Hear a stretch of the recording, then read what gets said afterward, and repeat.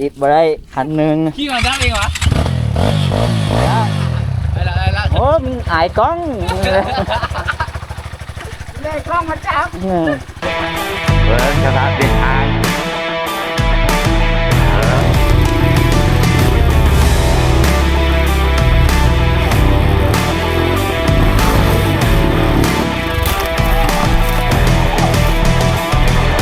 โอ้ขบวนถ่ายรูป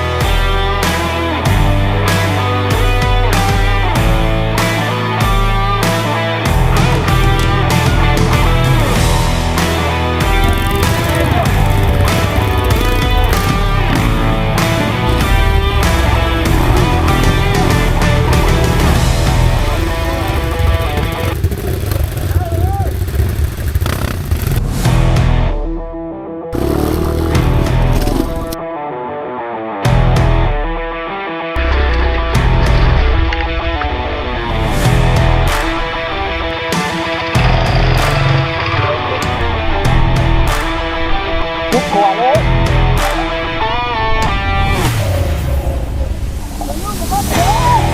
เอาล่ะได้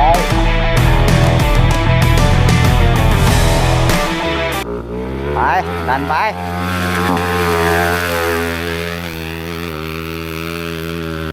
สบายดีสบายดีขึ้นภูเขากล้วยมานี่ขึ้นภูเขากล้วยหางตะสร้าง1 คัน 2 คัน 3 4เดี๋ยวอัปเดตสถานการณ์ในเบิ่งใหม่ติดตามไปน้ำกันว่าเส้นทางอยู่บันไลลำใด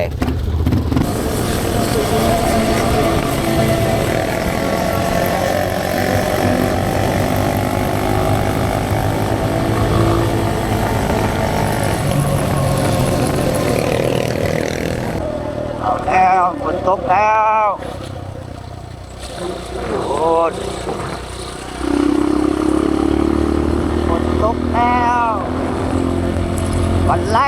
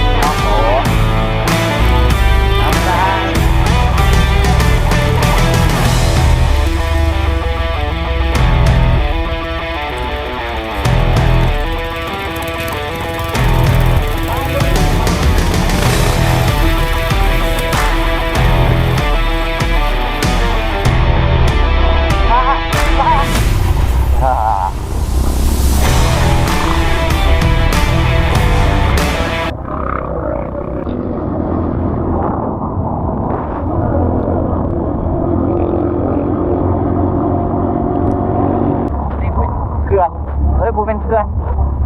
อาจจะเป็นอ่างน้ำมันเส้นทางยอมพูดเท่าที่ขึ้นไหวพูดแหละแต่เอาหมอกลงอยู่ถึงภูพุ่น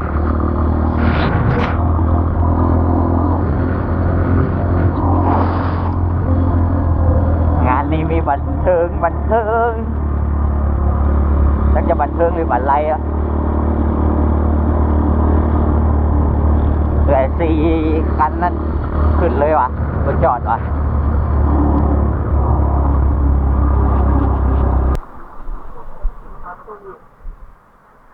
เราติดตั้งสร้างแล้ว นี่ เริ่มแต่ตีนตัดขึ้นไปนี่กาเห็นสภาพทางเลย มาบวกเชือกับฝนอีกเฮ้ย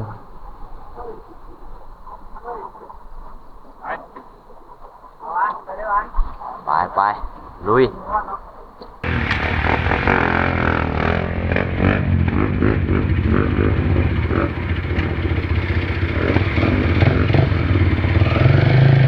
ไปเลย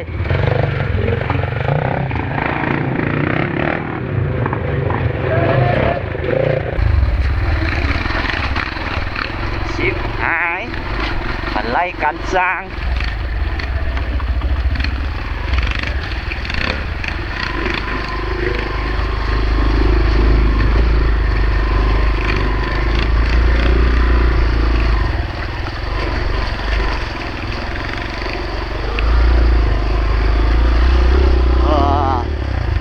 ทางพีก่อนมาจุดแล้วนี่อีกสักวะ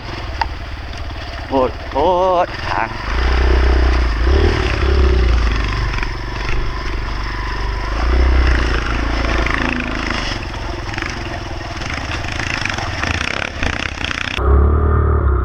ความเสียวมาเยือน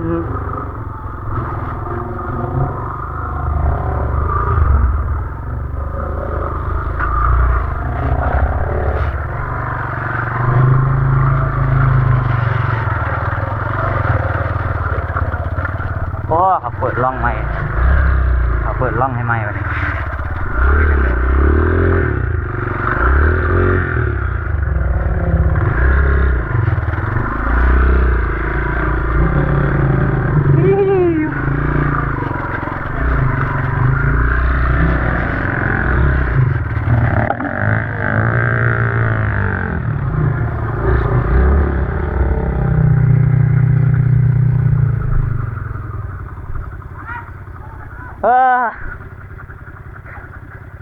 เมื่อยแต่ว่า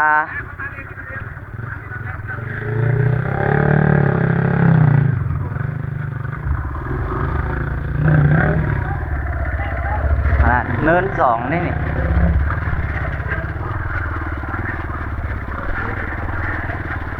โอ้ยตั้งคนดูได้เลย นักนวงกันเก่าหนทางนี่ว่ามาชุดนั้นวันนักแล้วเจอตัวนี้โอ้ยสบายก็มันอันนี้ว่าตัวนี้สบายก็ตัวเดียวดิโอ้ยก็เข้าไปคุณลูกอันนี้มันเป็นหินนั่นนะพี่นาอันนี้ค่อยผู้ย้ายมาเลยนั่นนะคนกำลังจุ่มซื้อกันยังหล่มเลยเจ๊จ้ะเป็นยังวะกูประสบภัยดูรถจีนเลยกูประสบภัยแม่รถจีนนี่ค่ะรถจีนนี่ยังวะติดมาได้คันหนึ่งขี่มาได้เองวะได้ละโอ้มึงอายกล้องเลยกล้องมาจับด้านสามคนด้านสี่อ่ะ1 2 3 4อันที่สี่โค้งที่สี่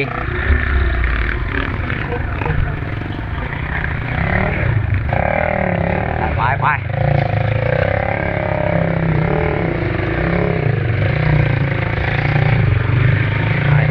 ลุย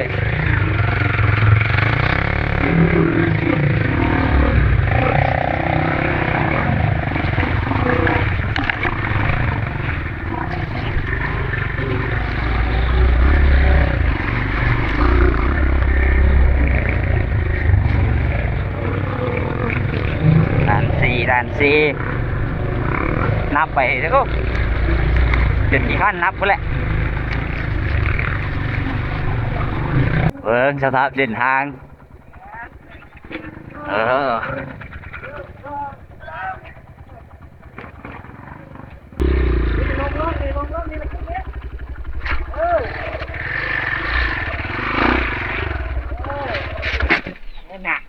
เดี๋ยวว่าได้เก็บ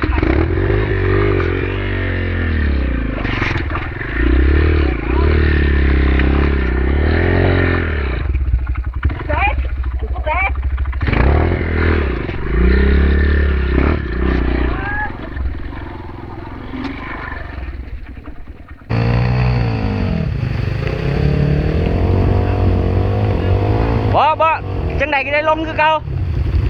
มาทางหน้าได้ลงคือเก่าลงมาโลด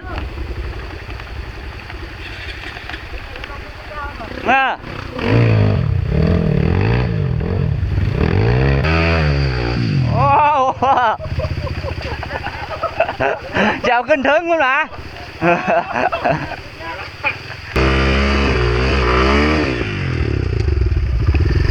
เอาแล้วบันไลแล้ว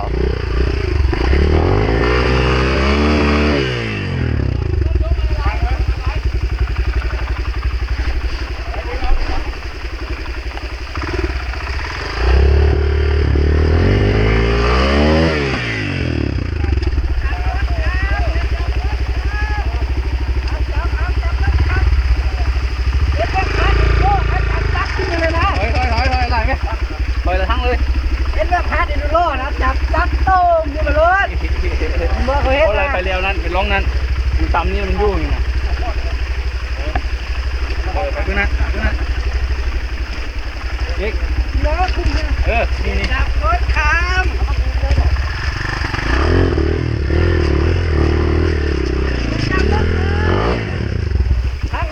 ทั้งเลยแม่เขาโกงงานแล้วก็ทั้งเลย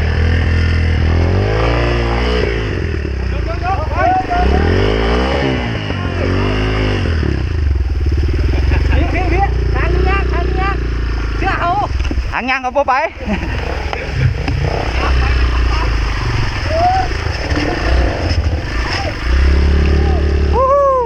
ทางสัตว์เอ้ย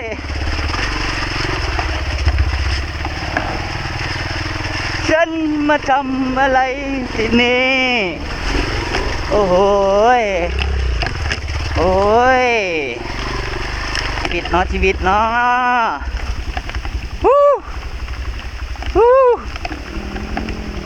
ฝนลงอีกแล้ว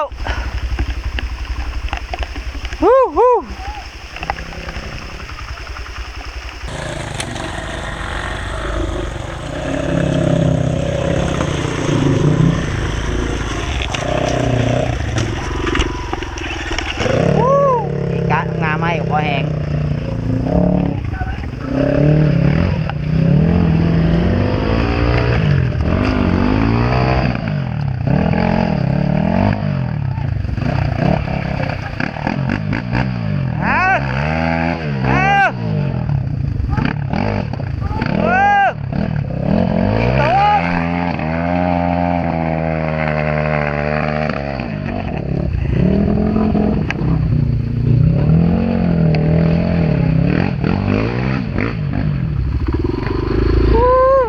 เล่งแห้งเลยเอาว่า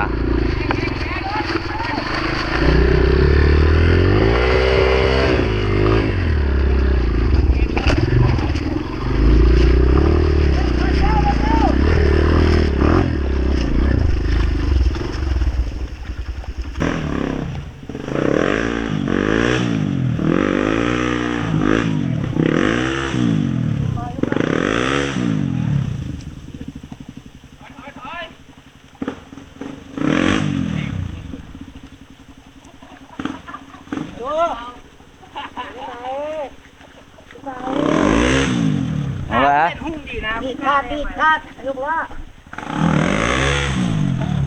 บ้านหน้ายังคือบอกว่าที่ใช่ที่เอาลงที่ก่อนเลยที่เอาพวกที่ม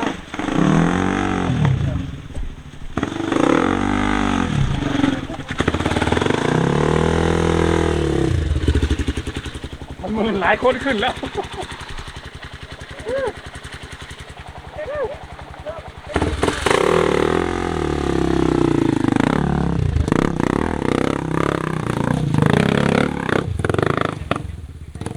ไป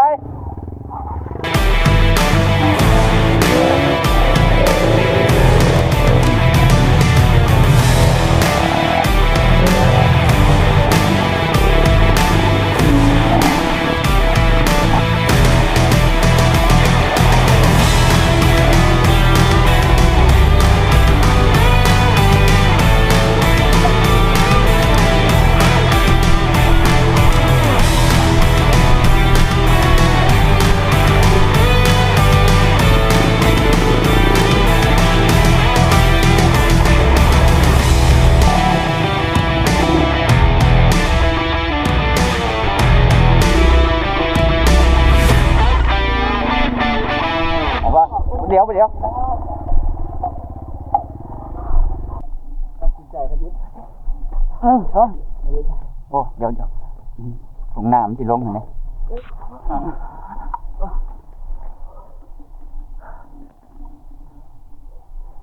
ถอยมาพี่เลยบอกก็ถอยมา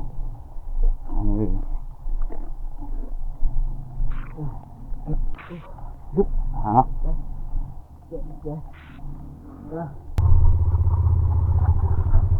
ไปทางนั้นบอก หาปลาวะ โอ้ไปเอาแปะไว้ไป โอ้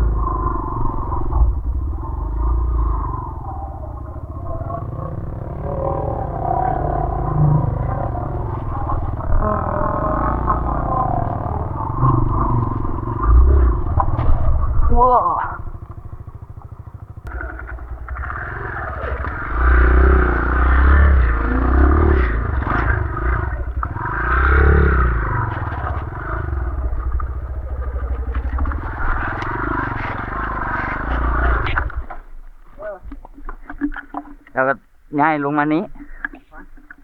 ง่ายบนบักหินทั้งล้อหน้าเจ้าหัน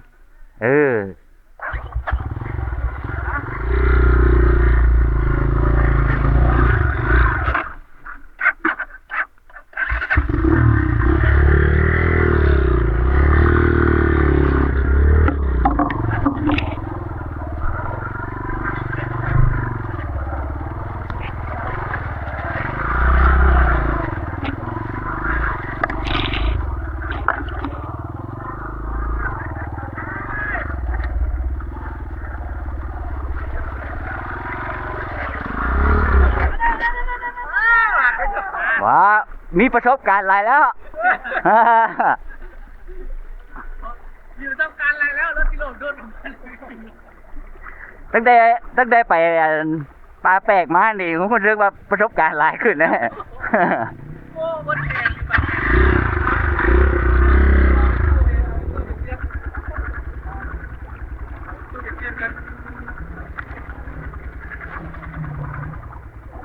สียากปลาเปก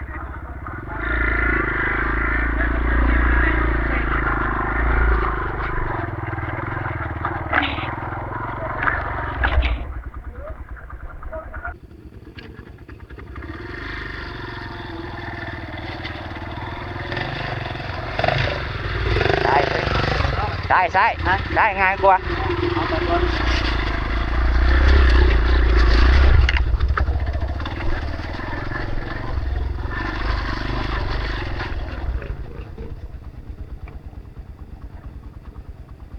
เอาไรเด้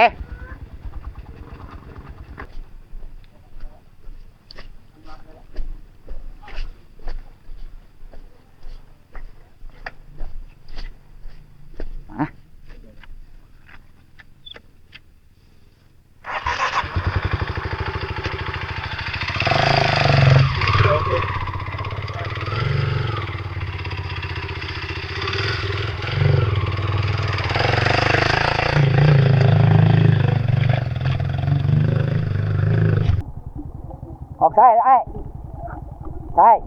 ใช่จำรถแมนไ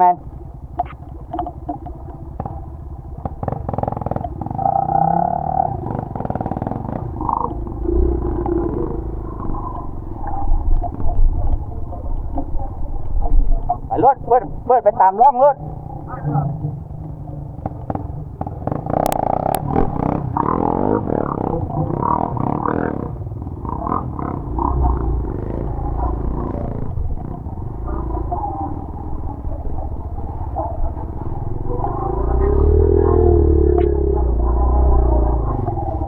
ไม่อยากลงไปยังไง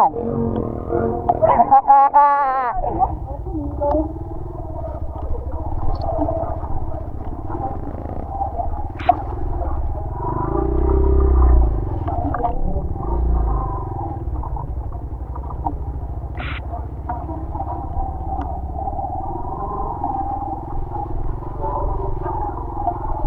เบิ้ลผมมาเลยตรงอ่ะเบิ้ลระวังทางแข่งกันมา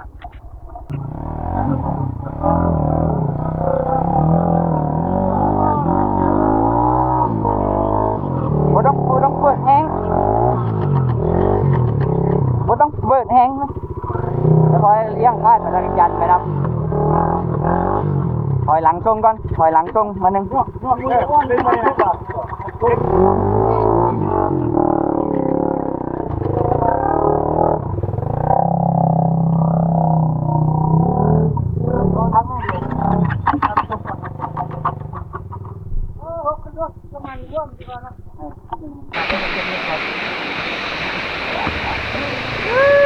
น้ำตกน้ำตก นี่เราไปรถไฟมันต้องตั้ง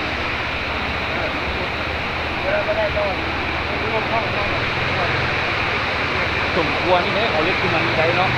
โอ้ ก็ธรรมดาเลย เบิ่งแต่อันนี้ มันหนาแล้วเห็นบ่อยู่กล้องวิวเมือง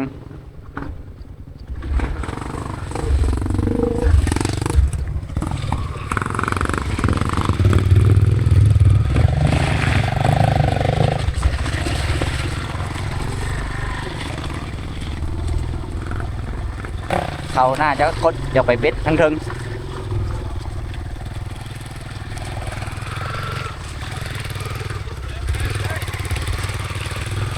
เก็บแล้วมา บ่ยังยังที่แท้เทื่อหนึงแล้วล่อหน้าไปตามหินปุ๊บ เคยได้ยินเสียงอยู่แก๊ปเลี้ยวไปเห็นแก๊ปนะเป็นกลุ่ม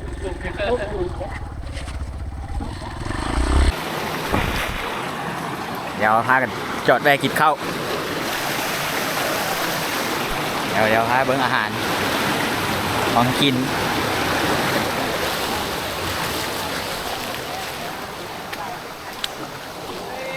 ทำกลางสายน้ำ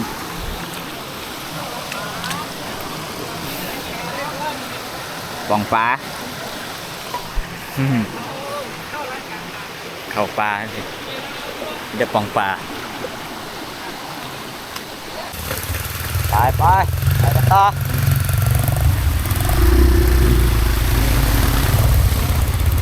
เอา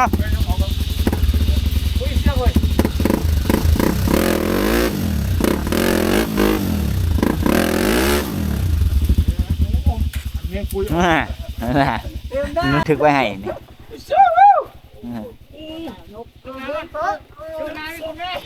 ลูกนาขึ้น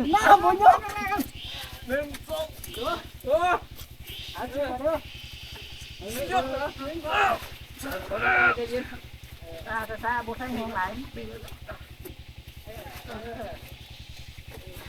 คนหลังๆมันเงยจับเลยดันโอ้ยหนทางมานี่ผู้ใดเฮ็ดทางมาขึ้นให้เบิ่งดูเดี๋ยวก่อนดูโซ่เอาเข้าไม่ได้เก็บมาเลยไหลออกไปเก็บมาเลยไป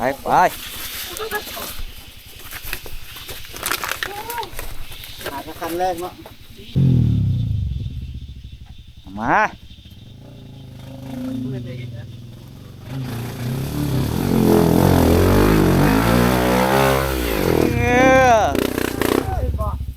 ตีเปิ้มเดี๋ยวเสียบตีเปิ้มแปลวอีกทำให้ได้ไหมอีก2 คันอีก3 คันข้าไปไอ้ด้วยเดี๋ยวลึงลายแล้วนะตีเปิ้มได้เสียบตีเปิ้มนะเดี๋ยวลึงลายแล้วจะลงได้โอ้ใหญ่เลยนะตีเอา110 บาทมาอีกคัน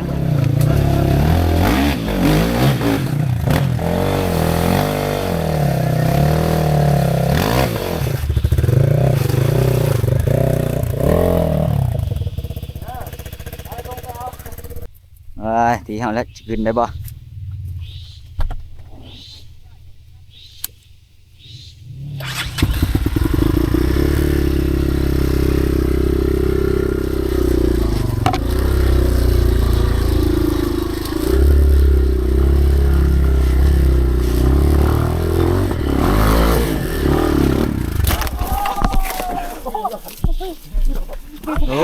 บ่ถ่ายรูปแหน่โอ้ย เดี๋ยว เอาไปข้างหน้าเลยไปข้างหน้าเลย อะไรไม่ต้องมาทางหน้าเลย ตรงหน้าเลยเอาที่นี่บอกขึ้นได้ไหม วางกันไอ้ตู้ เอามาทางข้างก่อนเดี๋ยวมันจะไหล ระวังเอาน้ำตกลงกันน้ำตกลงถอยหลังเลยรีบคาดด้วยไอ้ การบอก รีบคาดนะรีบคาดตกลงเลยโอ้แสดงว่าสำเร็จเลยสำเร็จแสดงว่าผ่านเลย มาเห็นแต่กล้องตัวนี้บ่มีถ่ายซื่อๆเว้ย วิดด่านที่เขาขึ้นมากี่นี้ละไปกันต่อเจออีกด่านหนึ่ง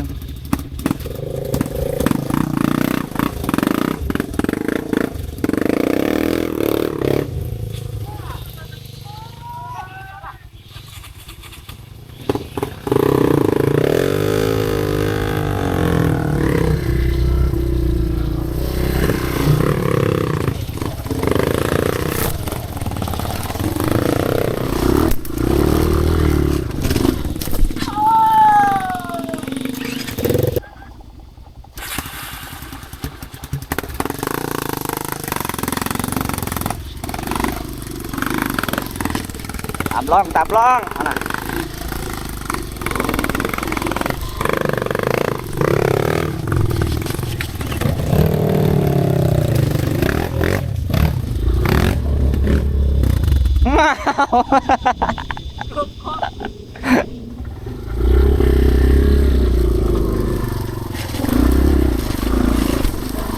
ขึ้นก่อน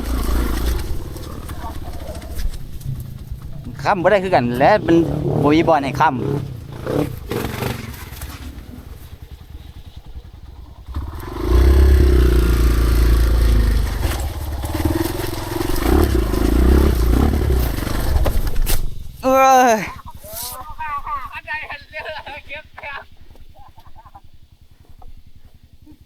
ผมเยี่ยวอยู่นะครับใครได้มีอันนี้ค้ำบ่ดีเลยโอ้ยจะลงขึ้นล่องมันพูดเลยล่องนี่เสียวตอนขึ้นมานี่มันยกนิดเนี่ยเห็นบ่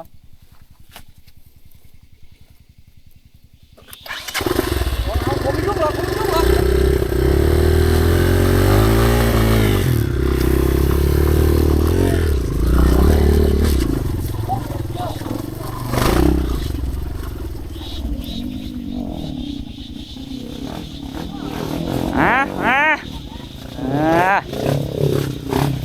ร้อย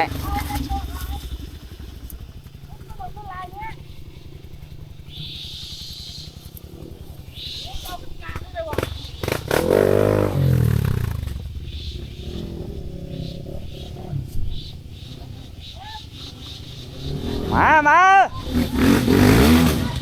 โอ้ยโซ่ตกอีกแล้วโอ้ยอยากจะว่าวันกูกำเนิดซะก่อน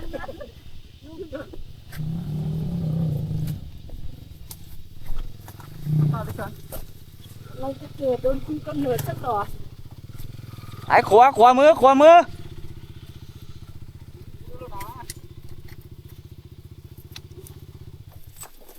หน้ากระตุกไปโอ้ยไม้แล้วมัน เก็บไปเลยนะฝากนะบ่ใช่หยุดไปใส่มุกเขียเข้าเอากระเจียมากัดเดี๋ยวจับให้ดูมันจะเกิดเดินคุกกำเนิดซะก่อนตกอีก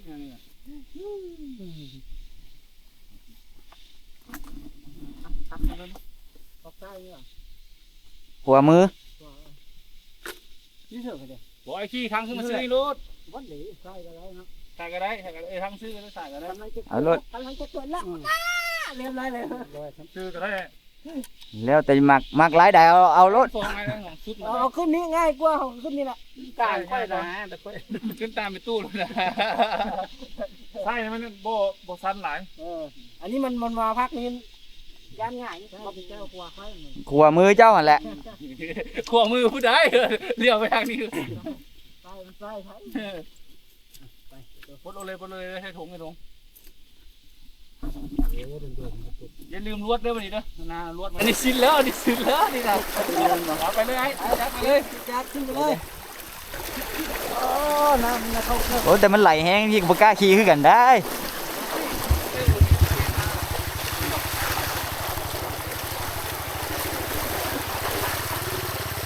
หรือว่าแต่การจะมันติดก็ได้ โอ้ยบ่ฮอดขาเกียร์ครับฮอดขาเบรกครับ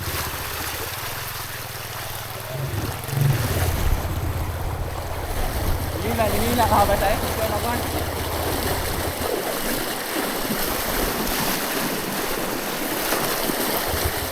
เออน้ำมันไหลแห้งน้ำไหลแห้งแล้วก็เลิกหมดหัวเข้าต้องได้หากันสุกรถเอาเซฟตี้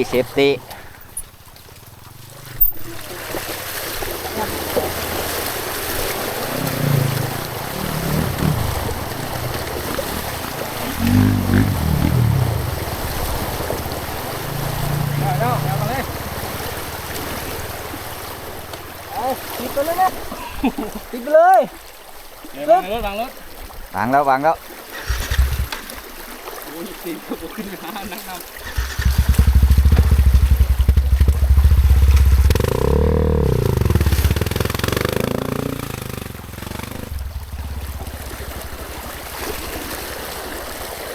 โอ้คนตกตึ้งยืนไปบ่ได้ที่เนี่ยอันเดียวนะ ยัง โอ้คันเฮามาช่วงแต่เช้านี่ย่านมาบ่ทันได้เลยนะตอนเนี้ย ช่วงฝนตกใหม่ๆโอ้ย เออ นี่กันสิลงแน่ละ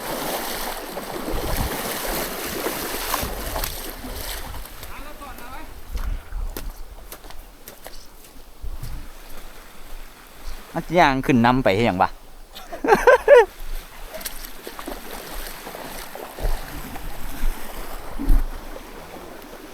ข้ามหนามหลังมงเหรอวะนับก็ได้3 โมง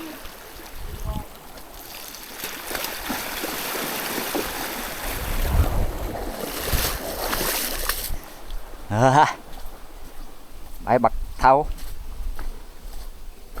าสุดท้ายหมู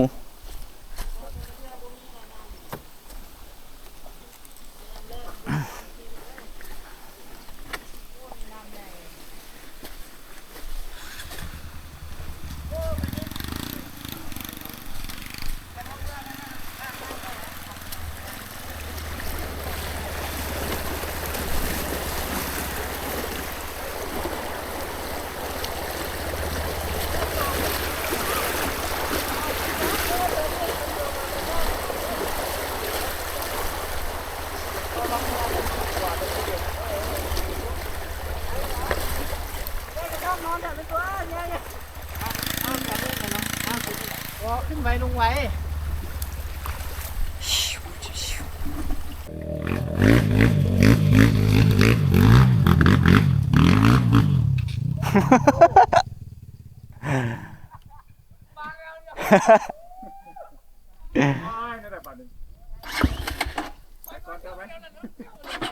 bữa cái gì phải bưng lại gì đó Bữa-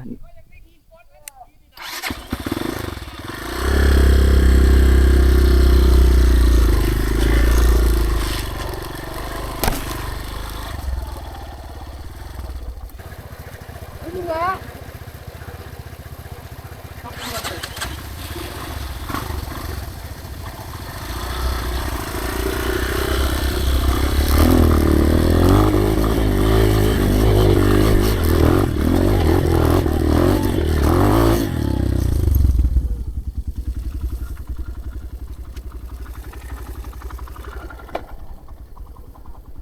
เทคเดียวผ่าน เทคเดียวผ่านนู่นละ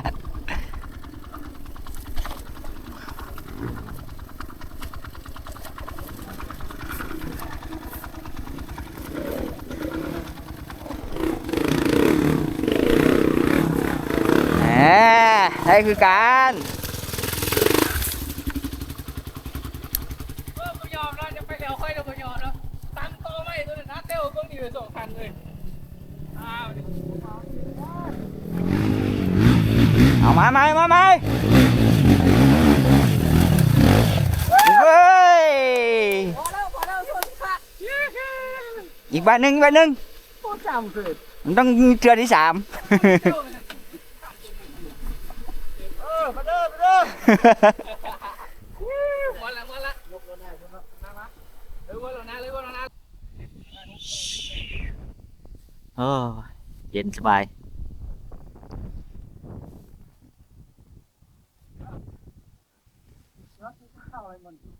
อ๋อจุดใดแล้ว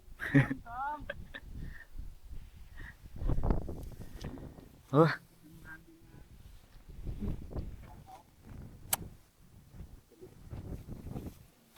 สภาพ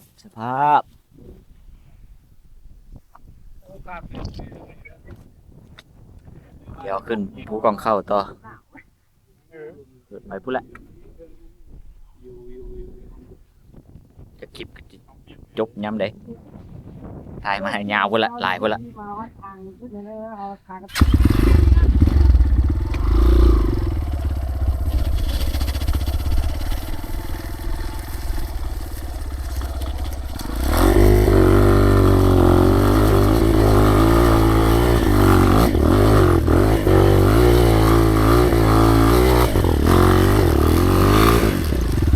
เฮ้ย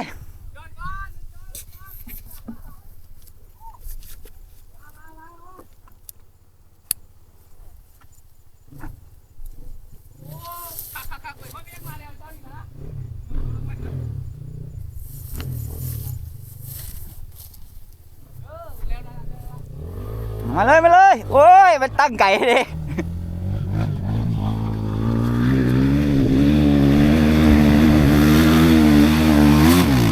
ขาดเฮ้ยแล้ว สู้จ่าทำจะคนได้อยู่นี่นะ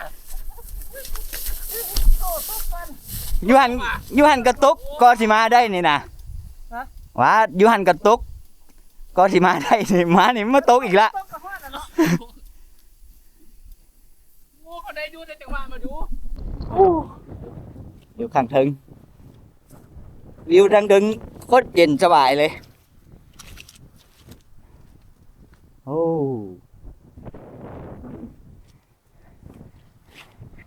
เดี๋ยวลงไปดันขึ้นมาใหม่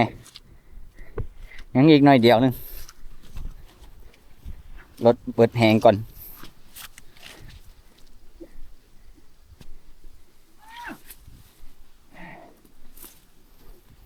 ไปดันไหม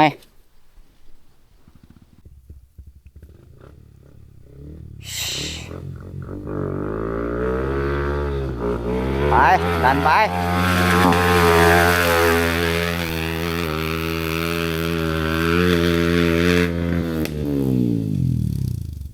โอ้ยสวมแล้วหันจานทำเลย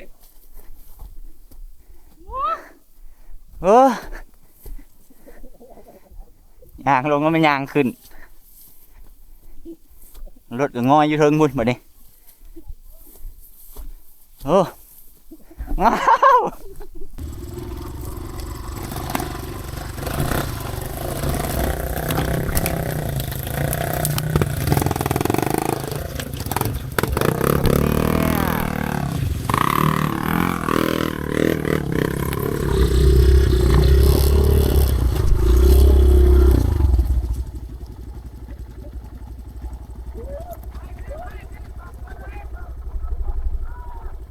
เก็บ2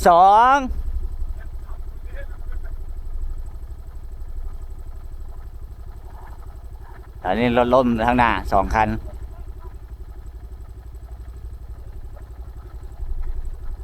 เดี๋ยวตาเข้าไป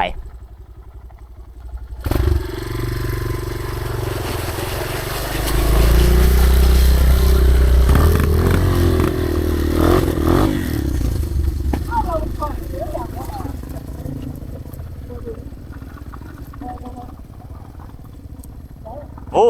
ควายไก่ไปที่เขายังมาเลี้ยงควายสินะ